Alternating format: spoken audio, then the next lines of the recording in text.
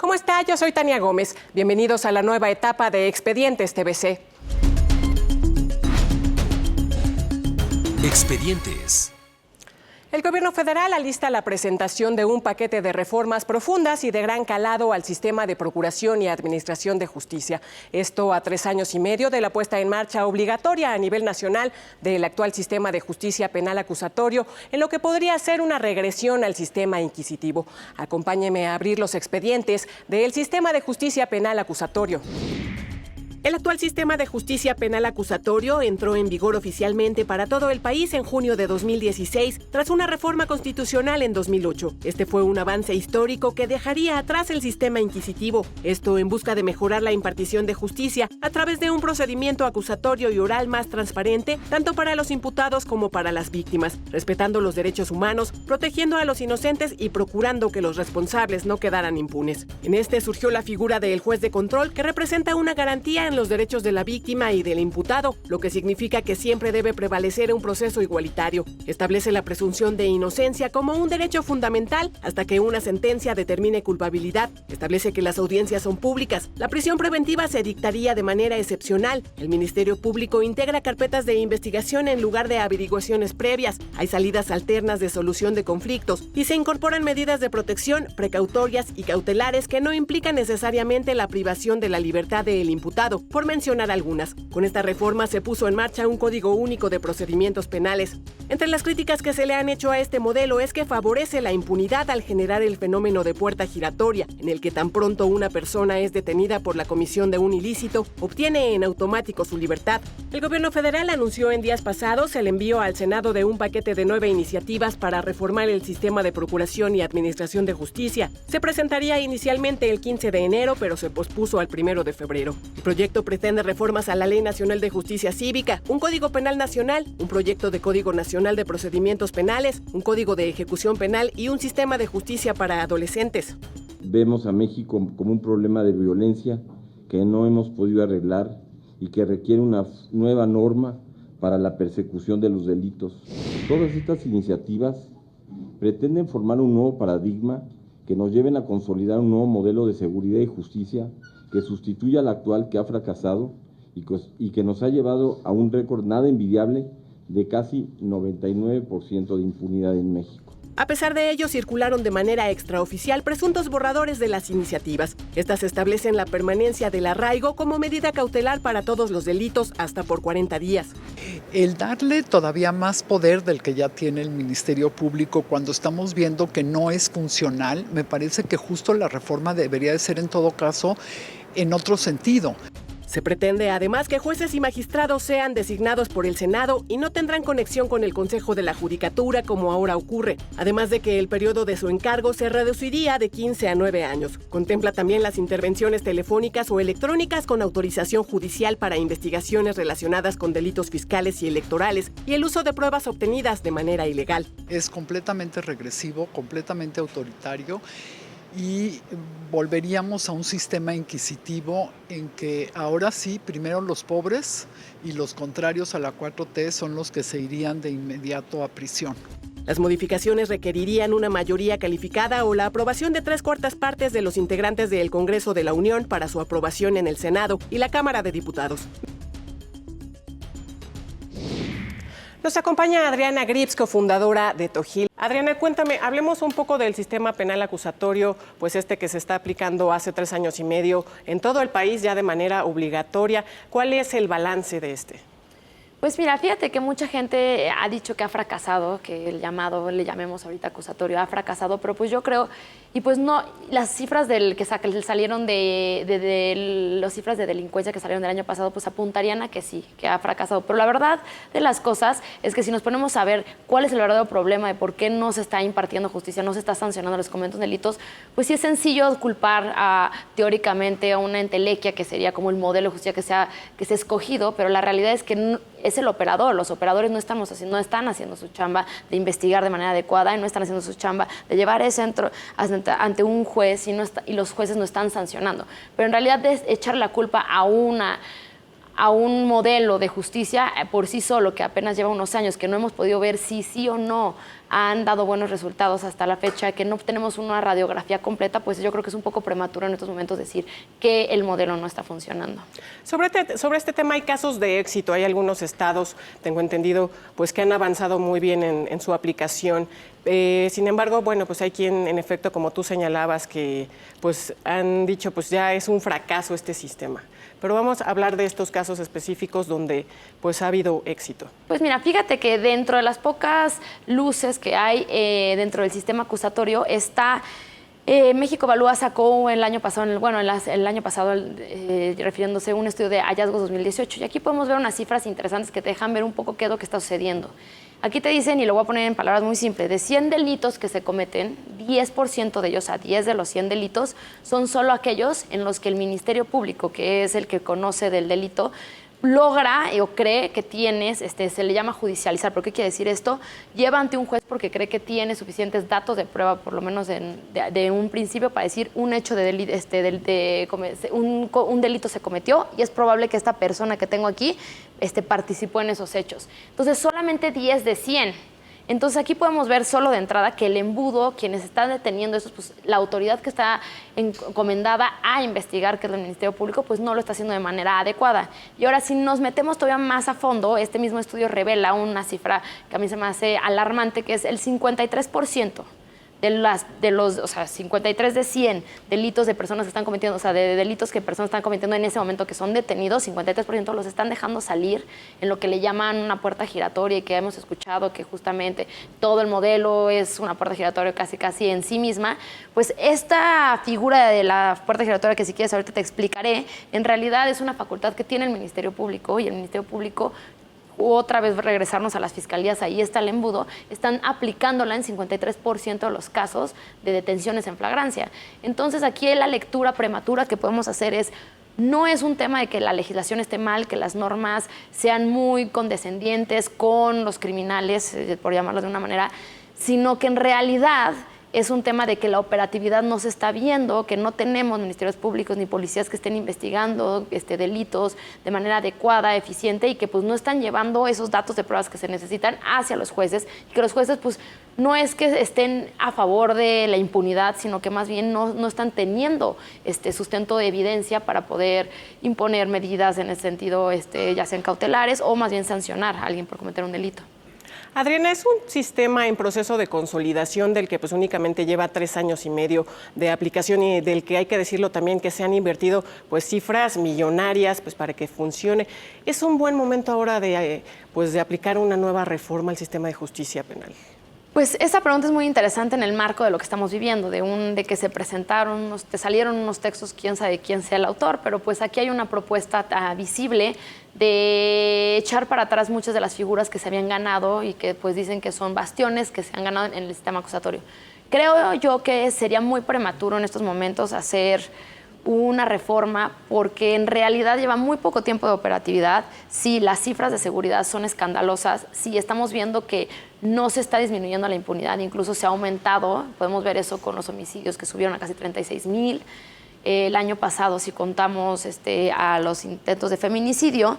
Pero lo más importante de todo es, si hubiera una reforma en el sentido de los textos que salieron, se me haría una reforma bastante mediocre, porque le está apostando a que no se puede capacitar y darles técnicas de investigación y capacitaciones al operador. Es decir, yo le estoy apostando a que mis operadores, mis policías, ministerios públicos, no pueden hacer una buena chamba de allegarse de datos, de evidencia para probar la comisión de un delito, y más bien estoy tratando de hacer uso de herramientas un poco cuestionables, como el arraigo para todos los delitos, como la eliminación de la vinculación a proceso, que podemos ver como en estas propuestas, para que podamos tener más tiempo de investigar. Pero aquí lo preocupante es que dirías, bueno, pues como está la situación y la verdad los índices de violencia siguen aumentando, pues a lo mejor es un momento idóneo para meter estas técnicas, a lo mejor nos va a funcionar que los ministerios públicos tengan más tiempo para investigar. Yo te diría, no, se va a poner en riesgo a las propias víctimas. ¿Por qué? Porque hoy en día un ministerio público va a detener a una persona y hoy en día tiene 48 horas para presentar, o sea, llegarse de pruebas y presentarlas ante un juez y decir, ¿sabes qué? Yo creo que Uno, tengo datos suficientes de que la apariencia de un delito y que esta persona participó. ¿Qué sucede si le quitas esa necesidad de probar desde un principio? Pues lo que va a pasar es que esta persona dice, pues yo ya lo único que tengo que hacer es alegar la medida cautelar, probar que se necesita y tengo un plazo indeterminado para investigar. Y el Ministerio Público, pues vas a perder todo el incentivo para llegarte en esos primeros momentos que son tan importantes de evidencia. Entonces yo creo que a largo plazo las propias víctimas se verían afectadas, pues el Ministerio Público va a perder esa necesidad inmediata de allegarse de pruebas y pues esto va a quedar en mayor impunidad. Asimismo, podemos ver, como te había mencionado, lo que hablábamos de la puerta giratoria, pues en las propuestas que estamos viendo no solamente la deja en una mala interpretación del Código Nacional, sino que lo están subiendo a texto constitucional. Es decir, le están abriendo arbitrariamente al Ministerio Público la posibilidad, quien ni siquiera dicen por política criminal, de decidir si detiene a una persona cometiendo un delito, que se le llama flagrancia, puede dejarla en libertad en ese momento. Eso sí es, como víctima, ver que alguien te robó una bolsa, tú vas, denuncias, está ahí detenido, supongamos que había un policía y lo detiene, y ver que en ese momento sale. Eso lo están proponiendo ahorita, pero por un texto constitucional a mí se me hace peligrosísimo. Adriana, ¿qué te parece si vamos a un corte? Nosotros continuamos en Expediente, estamos hablando del sistema de justicia penal acusatorio. No se vaya.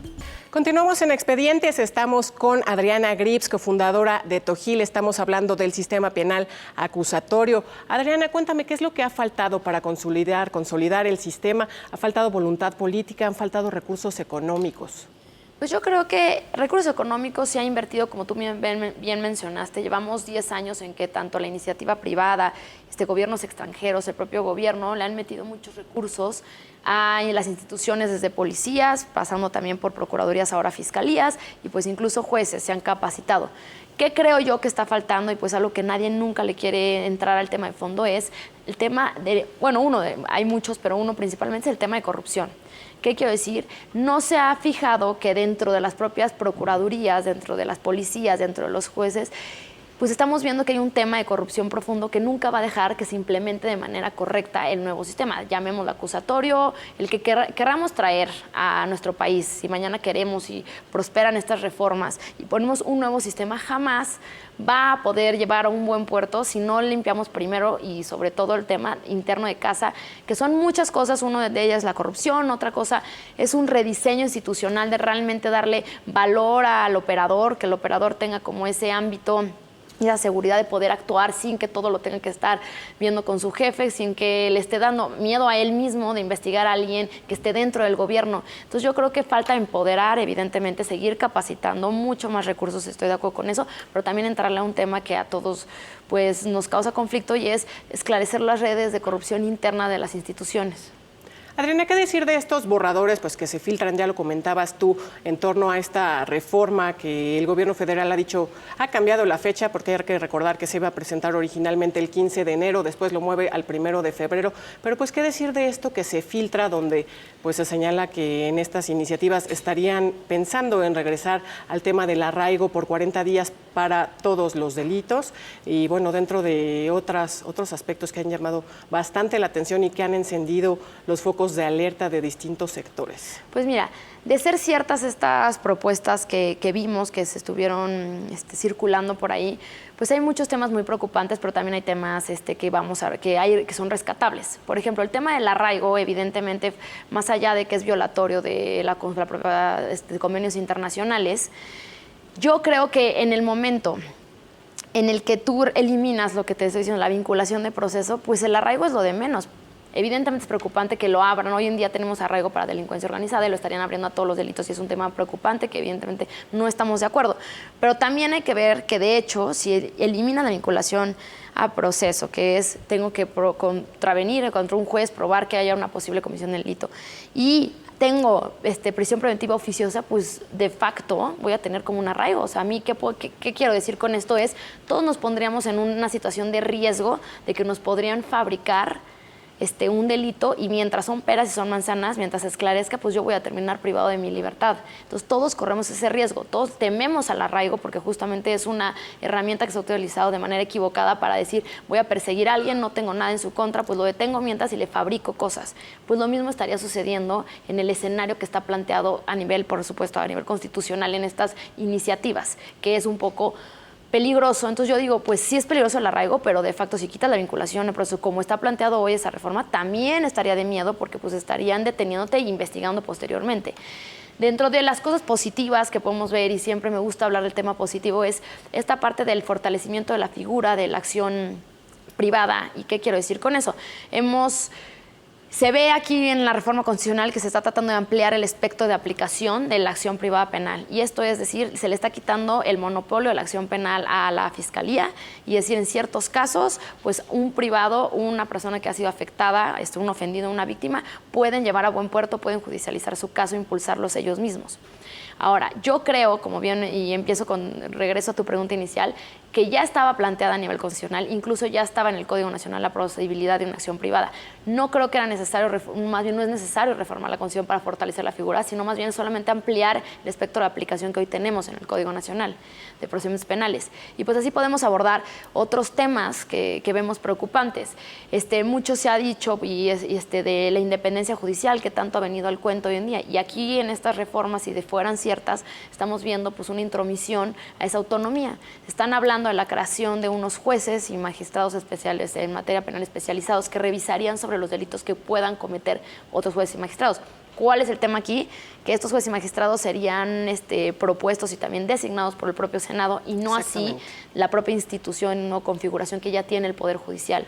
Sí, ahí lo cuestionable es pues, que un poder quiera controlar a otro poder, ¿no? Eso es lo cuestionable pues de estas filtraciones, que vaya, esperemos que no venga así pues estas reformas. Sin embargo, pues es parte de lo que ha llamado la atención, ¿no? Que un poder quiera controlar otro poder, el Senado al Poder Judicial, y pasa por encima pues del Consejo de la Judicatura, ¿no? Pasando por encima. Sí, hay muchos aspectos muy preocupantes en esto que podemos ver, pero sobre todo, y yo creo que el problema se ha venido hablando y construyendo una retórica desde el sexenio pasado de que este incremento que vemos en violencia, el problema y quién es el malo y quién fue el causante, pues el acusatorio. Ya nadie sabe ni qué significa acusatorio, pero todos sabemos que este sistema de justicia es terrorífico, que lo único que es glorificar a las personas que cometen delitos y dejan a las víctimas desamparadas. Yo creo que en esa venta que se hizo políticamente es la que ha permitido hoy en día que se propongan y que incluso se pueda pensar que estas son unas propuestas válidas. Y yo creo que es importante de todo mundo, operadores, gente que estamos cercanas, que conocemos cómo es un proceso penal, que pues eliminemos esa barrera de desconocimiento y que digamos, a ver, no es el tema del modelo, llamémosle como llamemos, no es un tema de un modelo. Ese modelo lleva como tú mencionaste, 3 años y medio implementado.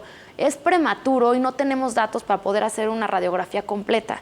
Sin embargo, por supuesto que estamos en una situación mucho mejor de la que estábamos antes. Yo creo que la gente ha olvidado lo que era el sistema anterior, un sistema poco transparente, donde en realidad no había jueces, nunca, o sea, las personas estaban señaladas por un delito, no veían nunca un juez, nunca. En todo podría pasar 2 años estas personas privadas de la libertad y jamás veían a quién estaba en su momento decidiendo su culpabilidad o inocencia.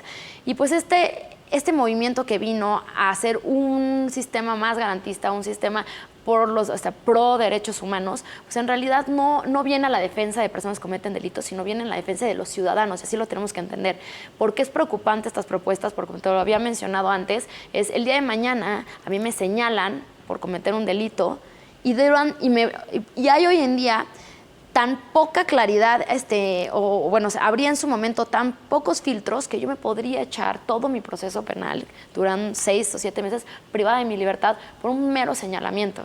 Entonces aquí creo que eso es lo preocupante para los ciudadanos. Segundo, y muy importante, aunque caiga en la retórica, estamos combatiendo la impunidad y queremos fortalecer las instituciones y darles leyes que fortalezcan a los ministerios públicos para poder hacer su trabajo, la realidad es que propuesta pues no mejora nada por lo que te había mencionado. Hay poco incentivo para que los ministerios públicos y policías investiguen en el primer momento, que es cuando más datos de prueba se pueden llegar. Y segundo, y principalmente, pues se está metiendo la figura de la puerta giratoria a nivel constitucional. Entonces, en realidad estarías dándole más facultades al Ministerio Público para poder decidir qué investigo y qué no. Déjame hacerte esta pregunta, ¿hacia dónde vamos? Porque, bueno, hay que recordar que lo que teníamos antes, pues era una cuestión, como ya lo señalaron algunos senadores en días pasados, pues permitir, o vaya, lo que se está estableciendo, lo que se estaría estableciendo con esta reforma es avalar a partir de la Constitución los tehuacanazos, ¿no? Prácticamente hacia dónde vamos, y sobre todo en un contexto en el que hay que recordar el año pasado se aprobó ampliar el catálogo de delitos de prisión preventiva oficiosa. Pues si lo vemos en todo este marco, pues ¿hacia dónde estamos caminando? Pues sí, creo que si vemos global el contexto de las reformas que se han venido fortaleciendo y aprobando, es decir, aumentar el catálogo de delitos de prisión preventiva oficiosa, que esto es, ¿qué quiere decir la prisión preventiva oficiosa para empezar? Es desde que una persona es señalada de cometer un delito, investigada de cometer un delito, se llevará todo su proceso investigativo dentro de la prisión, es decir, privado de su libertad. Y bueno, en realidad podemos ver también una ley de extinción de dominio, y pues todas, si vemos el contexto, como tú bien mencionas, ¿qué es lo peligroso? ¿Qué es lo que a nosotros como sociedad civil nos preocupa? Pues que vemos muchas piezas de ajedrez acercándose hacia un poder ejecutivo, un poder político que se derrama, que tiene muchas herramientas para poder, como te estaba mencionando, crear y fabricar personas culpables, o por lo menos incomodar en un primer momento. Es decir, desde la extinción de dominio hasta la prisión preventiva, fortalecimiento pues, de estos mecanismos que vienen en estas supuestas reformas, pues lo que estamos viendo es una captación, utilizar como el derecho penal como para imponer una agenda. Entonces, eso es un poco, desde el gobierno, evidentemente, lo que nos está preocupando como ciudadanos. Entonces, más allá de que sociedad civil salga, no estamos defendiendo a personas o personas que hayan o puedan haber cometido un delito. No, esto no es un tema de que el acusatorio viene a defender esas personas o los derechos de esas personas que, coincido, deben de tener y se deben de fortalecer, pero no va por ahí la retórica, sino más bien nosotros todos, yo creo que tenemos una lucha en común, y hay que disminuir esa impunidad. No puede ser, porque la impunidad al momento de aumentar, pues evidentemente los índices de inseguridad seguirán aumentando, y pues yo creo que a todos nos afecta el tema de salir de tu casa con miedo y saber que si eres víctima de un delito, probablemente tengas un 2% de probabilidad de que la persona que cometió el delito termine sentenciada y cumpliendo pues su pena. Entonces, en realidad, hoy en día vivimos en una impunidad imperante, que el único mensaje que estás mandando es pues es más fácil o es muy fácil salir a cometer un delito, y que hoy en día no haya una consecuencia. Claro, y bueno, pues de lo que no nos queda duda es que estamos en medio pues, de una severa crisis de inseguridad. Pero pues a partir de esto, en busca de reducir los niveles de inseguridad, en busca de reducir la impunidad, pues es válido pues, volver a retomar estas medidas violatorias de los derechos humanos que tuvimos en el pasado. Pues yo creo que no, evidentemente no. O sea, yo ahí sí categóricamente creería que hemos avanzado mucho en temas de derechos humanos. Tuvimos las reformas de 2011, creo que hasta a nivel judicial, todas las sentencias han venido, todos en un cauce de decir, se tienen que proteger los principios constitucionales que albergan estos derechos humanos. Entonces, creo que no es, y vuelvo a repetir, el tema de por qué estamos tan en contra de estas reformas o aparentes reformas, no es tanto un tema de vamos a regresar a un tema como que le han llamado un tema inquisitivo, donde se van a fabricar culpables, donde se va a ver la validación de pruebas que provienen de una fuente ilegal. Yo creo que evidentemente eso no creo que sea la intención. Y espero que no sea la intención de regresar a un momento en donde había violaciones a derechos humanos. Yo creo que las reformas que se están proponiendo están mal hechas, están hechas con un enfoque que creo que hay un desconocimiento de qué es lo que busca el acusatorio. Ya muchas de las herramientas que están proponiendo a favor del Ministerio Público en casos de emergencia, de poder investigar, ya existen hoy en día. Ya tenemos una manera de despresurizar, y creo que más bien hay que buscar las bondades del sistema que hoy tenemos, explotarlas, llevarlas a un buen puerto, ponerlas a prueba y luego sobre la marcha y haciendo ajustes necesarios. Pero así, como tú mencionabas, necesitamos hoy en día una reforma a la Constitución y a otras 8 leyes. Yo creo que no. Más bien, lo que se requiere es perfeccionar el sistema que actualmente tenemos y que pues es muy joven. Adriana, te agradezco que nos hayas acompañado en este Expedientes. A usted que nos está viendo en su casa, muchas gracias por este primer Expedientes, y continúe en la señal de Mega Noticias TVC.